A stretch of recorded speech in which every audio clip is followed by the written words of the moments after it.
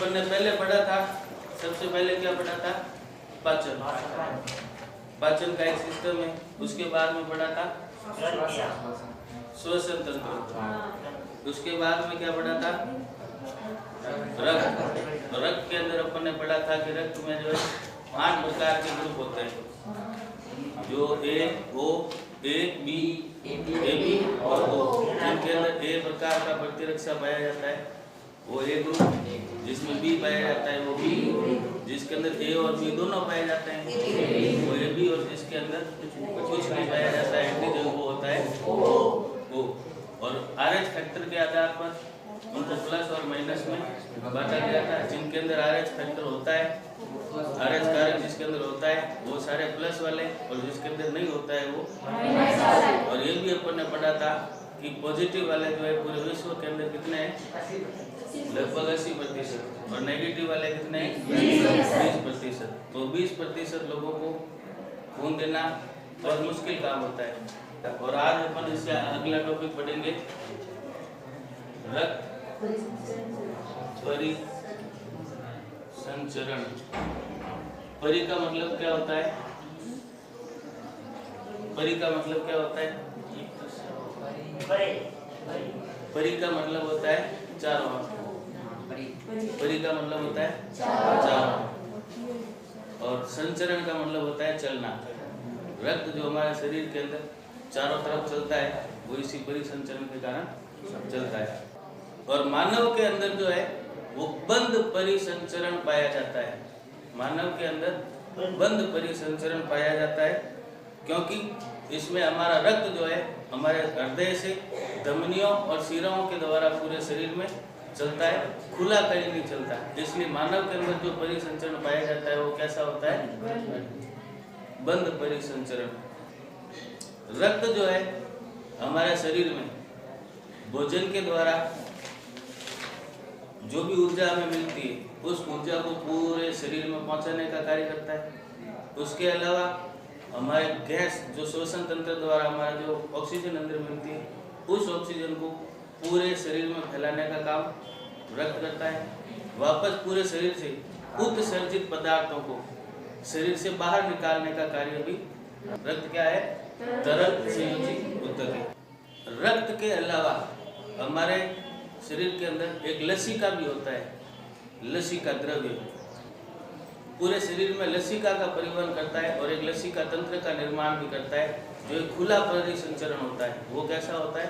खुला। उसमें नलिकाओं की जरूरत नहीं होती, खुला के अंदर नलिकाओं की जरूरत नहीं होती। और ये लसिका जो है हमारे शरीर में पदार्थों के परिवहन में महत्वपूर्ण भूमिका निभाता है। कैसे निभाता है वो अपन और अगले टॉपिक में पढ़ेंगे, लसिका का अलग से टॉपिक आएगा। और हमारा जो रक्त पूरे शरीर में जो फैलता है, शरीर के पूरे शरीर में ऊर्जा को लेके जाना, भोजन और श्वसन के दौरान जो ऊर्जा मिली है उसको पूरे शरीर में ले जाना और शरीर से उत्सर्जित पदार्थों को वापस बाहर निकालना, इसमें जो रक्त काम करता है। रक्त को चलाने के लिए हमारे शरीर में एक मशीन की जरूरत है, एक मोटर। जैसे अपने घर पे पानी की मोटर होती है ना, वो क्या करते हैं? टाके से पानी को ऊपर पहुंचाती है ना। तो एक तरफ से पानी आता है, दूसरी तरफ से पानी जाता है, तो वो हमारे क्या होती है? मोटर। इसी तरह से हमारे शरीर में भी एक मोटर पंप है और वो है हमारा हृदय। हृदय का और कोई काम नहीं है। हृदय का काम क्या है? हमारे शरीर में जो भी रक्त है उस रक्त को पूरे शरीर में लाना ले जाना। इसको लाने ले जाने के लिए हमारे शरीर में अलग अलग प्रकार की वाहिकाएं होती हैं, जिन्हें अपन धमनी और शिराएं कहते हैं। लिख देता हूँ आज का जो हमारा टॉपिक है वो है हृदय, जिसको हम हार्ट कहते हैं। क्या कहते हैं? हार्ट। ये पेशीय ऊतकों का बना हुआ मांसल यानी मांस का खोखला और बंद मुट्ठी के समान लाल रंग का हमारे शरीर में होता है। और यह एक दोहरी भित्ति से ढका रहता है। कैसे ढका रहता है? दोहरी भित्ति से। और इस दोहरी भित्ति के आवरण को हम हृदयावरण कहते हैं। क्या कहते हैं? हृदयावरण, यानी हृदय प्लस आवरण। हिंदी तो आपको आती है, तो हृदय प्लस आवरण। अगर हिंदी में जाए तो ये कौन सी संधि है? दीर्घ संधि अ प्लस आ बराबर आ, हिंदी भी आपको आती होगी। और इस हृदयावरण के अंदर एक द्रव पदार्थ पाया जाता है, हृदयावरण के अंदर एक द्रव पदार्थ पाया जाता है जिसे हृदय आवरणी द्रव कहते हैं। क्या कहते हैं? हृदयावरणी द्रव्य। यह द्रव्य जो होता है हमारे हृदय को, हमारे हार्ट को बाहरी आघातों से बचाता है। बाहर से कोई भी चोट लगे उसको बचाता। हमारा हृदय सबसे वैसे कोमल है, मस्तिष्क से हृदय हमारा कोमल है, तो मस्तिष्क को बचाने के लिए हमारी पूरी खोपड़ी है, और हृदय को बचाने के लिए सबसे ऊपर पहले मांसपेशियां है, उसके नीचे हमारे वो पसलियां है, और पसलियों के पीछे हृदय है। यानी बाहर से बचे, और उसके बाद में भी अगर कोई अंदरूनी भी चोट हो तो हृदयावरण के अंदर ये द्रव पाया जाता है जो उसको बाहर आघातों से बचाता है। कोमल अंग को हमारे शरीर में ऐसे ही ईश्वर ने सेट किया है तो उसको आराम से कोई चोट नहीं लगे। हृदय में 4 कक्ष पाए जाते हैं। हृदय को हम समझने की दृष्टि से 4 भागों में बांटते हैं, और हृदय के अंदर 4 कक्ष पाए जाते हैं। मैं हृदय को समझाने की दृष्टि से पूरा हृदय जो वास्तविक है वो नहीं बनाऊंगा, रेखा चित्र के आधार पर बनाऊंगा, जिससे आपको बहुत जल्दी समझ में आएगा। और ये ट्रिक बहुत कम लोग आपको बताते हैं, किताब में नहीं है। मैं आपको मेरे हिसाब से रेखा चित्र बना के समझाऊंगा कि ये हृदय में ऐसा बना लो, वैसा हृदय तो नहीं है ना आपका, लेकिन मैं आपका हृदय ऐसा बना रहा हूँ। और ये कह रहा है कि 4 भागों में बटा हुआ है, ये बट गया 4 भागों में, ठीक है। ऊपर वाला भाग जो होता है वो आलिंग होता है, और नीचे वाला भाग जो होता है वो नीले होता है। ऊपर मैं लिख देता हूँ आलिंग, आलिंग, और नीचे लिख देता हूँ मैं नीले और नीले। ये हृदय के 4 कोष्ठ हो गए। अब देखो ये आलिंग और नीले, ऊपर वाले आलिंग और नीचे वाले नीले, इन दोनों को जो बांट रहा है बीच में, इन दोनों को जो बीच में बांट रहा है, इसको क्या कहते हैं? द्विविलन कपाट। जो इसको आलिंग और नीले को दोनों से पृथक करते हैं, इसको क्या कहते हैं? कपाट। और इसी के अंदर, इसी के कपाट के अंदर माइट्रल होता है। क्या होता है? Mitral valve. और इसका दूसरा नाम है एंट्रियोवेंट्रिकुलर। इसका एक इधर होता है और एक इधर होता है, एंट्रियोवेंट्रिकुलर। तो जो बाएं साइड में होता है वो बायां एंट्रीवेंट्रिकुलर, और जो दाएं साइड में होता है वो दायां एंट्रीवेंट्रिकुलर। इसका नाम याद रखना। ये क्या करता है? ऊपर से आगे आएगा, ऊपर से ब्लड को नीचे आने देगा, वो आगे और आएगा। अच्छा, अब ये हो गया नीले और आलिंग के बीच में, तो हो गया एंट्रीवेंट्रिकुलर वाल्व, जो ऊपर वाले ब्लड को नीचे आने देता है, लेकिन नीचे वाले को वापस ऊपर नहीं जाने देता है। दाहिने ओर के नीले और आलिंग के मध्य त्रिवलक यानी 3 स्तर का त्रिवलक एंट्रियोवेंट्रिकुलर वाल्व पाया जाता है, और ये कपाट रुधिर को विपरीत दिशा में जाने से रोकते हैं। ये जो एंट्रीवेंट्रिकुलर वाल्व जो होते हैं, ये ब्लड को, रक्त को ऊपर से नीचे तो आने देते हैं, लेकिन नीचे से वापस ऊपर नहीं जाने देते। एक तरफा वाल्व होता है। जैसे ये उदाहरण के तौर पे यहाँ से ब्लड यहाँ आया, यहाँ पे पर्दा खुल गया ऐसे, तो ये ब्लड इसके अंदर से ऐसे आ गया। अब जब ये पूरा भर जाता है ना, भर जाएगा तो यहाँ से इसको दबाव मिलेगा, यहाँ से दबाव मिलेगा तो वापस ऊपर से बंद हो जाएगा, तो ये ब्लड वापस ऊपर नहीं आएगा। कितना अच्छा सिस्टम बनाया है हृदय के अंदर। ब्लड सिर्फ एक दिशा में आएगा, वापस ऊपर की ओर नहीं जाएगा। ये वाल्व का काम यही होता है। अच्छा, जब ये कपाट खुलता है और बंद होता है तो इसमें लब डब की आवाज आती है। जो हृदय के अंदर आवाज आती है ना, वो इसकी खुलने और बंद होने के कारण ही आती है। और ये साइंस का शब्द है, लब डब की आवाज आती है इसके अंदर। ट्राइहेलिन और नीले के बीच में ये जो झिल्ली है, ये झिल्ली एंट्रीवेंट्रिकुलर वाल्व कहलाती है। लेकिन ये है क्या? झिल्ली है। कैसी झिल्ली है? पेशी झिल्ली। आलिंग व नीले लयबद्ध रूप से संकुचन और शिथिलन का काम करते हैं। संकुचन और शिथिलन, संकुचन और शिथिलन, समझ गए। और इसी संकुचन और शिथिलन के कारण ब्लड हमारे शरीर में बाहर की ओर जाता है। जब ये संकुचित होगा तो ब्लड बाहर आएगा, और जब ये शिथिलन होगा तो ब्लड इसके अंदर जाएगा, समझ गए। शरीर से अशुद्ध अपशिष्ट रुधिर जो होता है, जो शरीर से पूरे शरीर में आता है, वो रक्त महाशिरा द्वारा दाएं अलिंद में प्रवेश करता है। अब दायां अलिंद किधर है? इधर दायां अलिंद। दायां अलिंद में क्या आता है? शरीर से अशुद्ध रुधिर जो हमारे शरीर में आ गया, अशुद्ध रुधिर, वो कहाँ से आएगा? महाशिरा द्वारा हमारे अलिंद में आएगा। शरीर से अशुद्ध रुधिर महाशिरा द्वारा दाएं अलिंद में प्रवेश करता है। ये 3 शब्द याद रखना। एक तो कहाँ से आएगा? पूरे शरीर से। किसके द्वारा आएगा? महाशिरा के द्वारा। और कहाँ आएगा? दाएं अलिंद में आएगा। ये दाएं अलिंद में यहाँ पे आ गया, ठीक है। अब जब ये पूरा भर जाएगा तो अब ये एंट्री वेंट्रिकुलर वाल्व खुलेगा, और खुलेगा तो ये ब्लड कहाँ आ जाएगा? दाएं नीले में आ जाएगा। कहाँ आ जाएगा? दाएं नीले में, ठीक है, दाएं नीले में। इसमें ब्लड आ गया, कैसा आ गया? अशुद्ध, अपशिष्ट वाला, अपशिष्ट रुधिर। कहाँ से आया है? ये शरीर से। और किसके द्वारा आया है? महाशिरा के द्वारा। किसके द्वारा आया है? महाशिरा के द्वारा।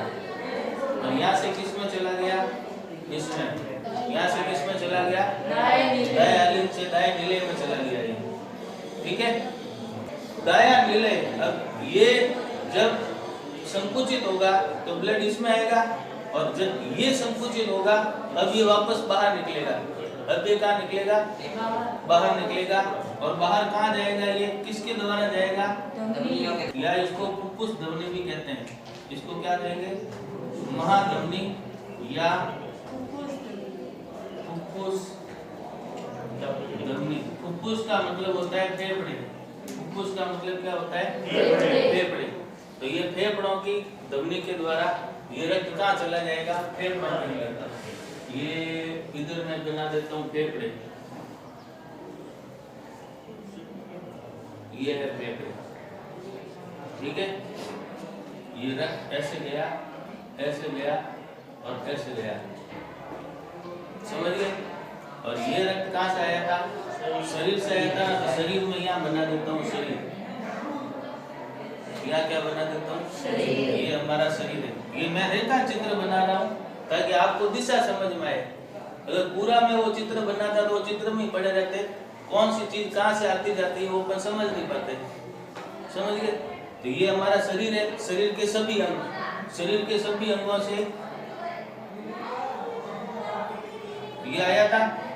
ये इसकी दिशा, समझ गए। शरीर के सभी अंगों से अपशिष्ट रुधिर जो है कहाँ चला गया? दाएं अलिंद में। दाएं अलिंद से दाएं नीले में। ये संकुचित होगा तो यहाँ आएगा, ये संकुचित होगा तो ये कहाँ चला जाएगा? अब फुफ्फुस में आपको पता है अपना श्वसन तंत्र पढ़ा था, उसमें ऑक्सीजन आती है और वो कार्बन डाइऑक्साइड को ले लेता है, वायु कोश। वो वायु कोश इसकी कार्बन डाइऑक्साइड को ले लेंगे और वापस शुद्ध रुधिर हमको देंगे, उसमें ऑक्सीजन डाल के वापस देंगे। वो ऑक्सीजन लेकर के वापस रुधिर आएगा। तो ये जो अशुद्ध रुधिर, देखो इधर, ये अशुद्ध रुधिर जो फेफड़ों के अंदर गया, फुफ्फुस के अंदर गया, फुफ्फुस को अपनी कार्बन डाइऑक्साइड दी थी और फुफ्फुस से इसने क्या ली? ऑक्सीजन। वो अपने श्वसन तंत्र में पड़ा था। तो इस क्रिया को ऑक्सीकरण होना कहते हैं, या अपन कहते हैं रुधिर का ऑक्सीकृत होना, या क्या कहते हैं? रुधिर का ऑक्सीकृत होना, यानी किसी के अंदर ऑक्सीजन मिलना ऑक्सीकरण या ऑक्सीकृत होना कहलाता है। तो यहाँ पे रुधिर में क्या मिल गई? ऑक्सीजन मिल गई। अब ऑक्सीजन मिल करके ये रुधिर आ जाएगा वापस, यहाँ से होता हुआ, यहाँ से होता हुआ यहाँ आ जाएगा, ये तीर के निशान। और ये कैसा रुधिर है? शुद्ध रुधिर, या इसको अपन ये भी कह सकते हैं ऑक्सीजन युक्त रुधिर। समझ गए? ऑक्सीजन क्यों हुआ? क्योंकि फेफड़ों में गया और फेफड़ों ने इसको ऑक्सीजन दे दी और इसकी कार्बन डाइऑक्साइड ले ली। अब ये रुधिर कहाँ आ गया? अरे यहाँ से जो निकला इसको कहेंगे फुफ्फुस शीरा। फुफ्फुस शीरा, शीरा। अब इसका नाम भी कैसे याद करते हैं ये भी मैं आपको समझाऊंगा। ये शीरा से कहाँ आ गया? बाएं आलिंग में आ गया। अब बाएं आलिंग में कैसा रुधिर आया है? शुद्ध रुधिर। अब ये इसके अंदर प्रवेश करेगा। जब ये प्रवेश करेगा तो ये यहाँ वाला वाल्व खुल जाएगा, एंट्री वेंट्रिकुलर वाल्व खुलेगा। ये वाल्व खुलेगा तो ये इसमें आ जाएगा। ये जब भरेगा तो ये वापस यहाँ से खुलेगा, यहाँ से खुलेगा और ये धमनी के द्वारा पूरे शरीर में चला जाएगा और पूरे शरीर को ऑक्सीजन मिल जाएगी। समझ गए? ये है फुफ्फुस शीरा वो हो गई, इसको धमनी कह दो, धमनी। ठीक है? अब ये देखो एक चक्र पूरा हो रहा है कि नहीं हो रहा है? ये देखो यहाँ से ब्लड आया, शरीर से ब्लड आया, अशुद्ध रुधिर दाएं आलिंग में गया। पूरा चक्र पूरा याद होना चाहिए आपको, पूरा चक्र। ये मानव शरीर जिसे अपशिष्ट रुधिर मां शीरा के द्वारा दाएं आलिंग में प्रवेश किया। दाएं आलिंग जब पूरा भर गया तो एंट्री वेंट्रिकुलर वाल्व खुला और इस वाल्व से दाएं नीले में आ गया। दायां नीले जब संकुचित हुआ तो इसका ब्लड मां धमनी या फुफ्फुस धमनी के द्वारा निकला और चला गया फेफड़ों के अंदर। फेफड़ों के अंदर इसके अंदर ऑक्सीकृत हो गया, यानी ऑक्सीजन मिल गई और कार्बन डाइऑक्साइड उसने ले ली। और ये कार्बन डाइऑक्साइड वापस ऑक्सीजन जनित रुधिर ये वापस यहाँ से निकला और चला गया बाएं आलिंग में और बाएं आलिंग से वापस आ गया बाएं नीले में। और बाएं नीले में आने के बाद में बायां नीले जब संकुचित हुआ तो ये धमनी के द्वारा वापस आ गया शरीर में। जब पूरे शरीर में आया तो पूरे शरीर में और जो हमारी शरीर की क्रियाएं हुई उससे वापस ऑक्सीजन वो काम में ले लेंगे और कार्बन डाइऑक्साइड वापस उसमें मिलेगी। इस तरह से ये चक्र पूरा चलता रहेगा। तो ये पूरा रक्त का एक पूरा परिसंचरण तंत्र हो गया। रक्त का क्या हो गया? परिसंचरण तंत्र। और इसको अपन क्या कहते हैं? इसको कहते हैं हृदय चक्र। इसको क्या कहते हैं? हृदय चक्र। और इसमें जो संकुचन होता है और शिथिलन होता है, संकुचन को कहते हैं अपन प्रकुंचन। संकुचन को क्या कहते हैं? प्रकुंचन। और शिथिलन को कहते हैं अनुशिथिलन। संकुचन को कहते हैं प्रकुंचन और शिथिलन को कहते हैं अनुशिथिलन। समझ गए? जब ये संकुचित होता है तो ब्लड बाहर आता है और शिथिलन होता है तो ब्लड अंदर आता है हृदय के अंदर। समझ गए? और इसी के कारण ब्लड हमारे पूरे शरीर में चलता है। समझ गए? इस प्रक्रिया में रक्त हृदय से 2 बार गुजरता है। इस प्रक्रिया में हृदय से रक्त 2 बार गुजरता है। एक इधर से गुजर रहा है, एक इधर से गुजर रहा है। पहले शरीर से हृदय में अशुद्ध रक्त और फिर शुद्ध रक्त फेफड़ों से प्रवेशित होता है और उसके बाद में पहले ये अशुद्ध रुधिर वाला चक्र है और इधर जो है वो शुद्ध रुधिर वाला चक्र है। तो इस तरह से इस परिसंचरण तंत्र को हम दोहरा परिसंचरण तंत्र कहते हैं। दोहरा क्यों? अगर अपन इसको 2 पार्ट में बांट दें, यहाँ से इसको 2 भाग करते हैं तो इधर इधर हमारा शुद्ध अशुद्ध रुधिर है और इधर इधर हमारा शुद्ध रुधिर है। इधर इधर शुद्ध रुधिर का चक्र है और इधर जो है वो अशुद्ध रुधिर का चक्र है। तो दोहरा परिसंचरण हो गया ना। तो इसी तरह इसीलिए अपन मानव परिसंचरण तंत्र को दोहरा परिसंचरण तंत्र कहते हैं, क्योंकि रक्त हृदय में 2 बार गुजरता है। पहले अपशिष्ट रुधिर और दूसरी बार शुद्ध रुधिर। देखो इधर वाला फुफ्फुसीय परिसंचरण, क्योंकि इधर से रक्त जो है फुफ्फुस में जाता है और इधर वाला जो परिसंचरण है वो है दैहिक परिसंचरण। देह मतलब हमारा शरीर होता है, तो ये इधर वाला जो परिसंचरण है वो है दैहिक परिसंचरण और उधर वाला जो है वो फुफ्फुसीय परिसंचरण। हृदय की गति जो है अपने आप हृदय के अंदर एक्साइटेड होती है, स्व उत्तेजित होती है, इसलिए इसको पेसमेकर भी कहते हैं पेस मेकर का मतलब होता है गति प्रेरक। पेस मेकर का मतलब होता है गति प्रेरक। अब देखो यहाँ पे कुछ शब्द आए आलिंद और निलय, तो आपको समझ में आ गए। धमनी और शिरा में आप कंफ्यूज हो जाओगे कि धमनी कौन सी और शिरा कौन सी। इसलिए मैं आपको एक मेरी खुद की एक ट्रिक देता हूँ, उससे आपको धमनी याद रह जाएगा और शिरा भी याद रह जाएगा। ये है हमारा हृदय, मेन काम हमारा हृदय तो कर रहा है, पंप। तो अब इसमें अपन देख लेते हैं, ये है शिरा और ये है धमनी। शिरा और धमनी, शिरा कौन सी होती है और धमनी कौन सी होती है, इसको याद कैसे करोगे? इस चित्र में देखो, कैसे याद करोगे? पहले चित्र देखो, 2 मिनट सोचो आप खुद कि इसमें धमनी क्या है और शिरा क्या है। धमनी शब्द जब बोलते हैं ना, तो ये तो अपन हृदय बढ़ रहे हैं इसलिए धमनी सुनाई देता है, लेकिन आमतौर पे ध्वनि सुनाई देता है। ये समझना है, लिखना नहीं है, सिर्फ याद करने की ट्रिक है। धमनी मतलब ध्वनि, धमनी मतलब ध्वनि। क्या करता है? अभी तो कप्तान नहीं है, पहले कप्तान था। क्या करता था? सारे खिलाड़ियों को मैदान में लेके जाता था, चलो रमो, चलो खेलते हैं। तो हृदय से जो रक्त को लेकर जाती है, हृदय से जो रक्त को लेकर जाती है, वो नलिकाएं कहलाती है धमनी। याद हो जाएगा।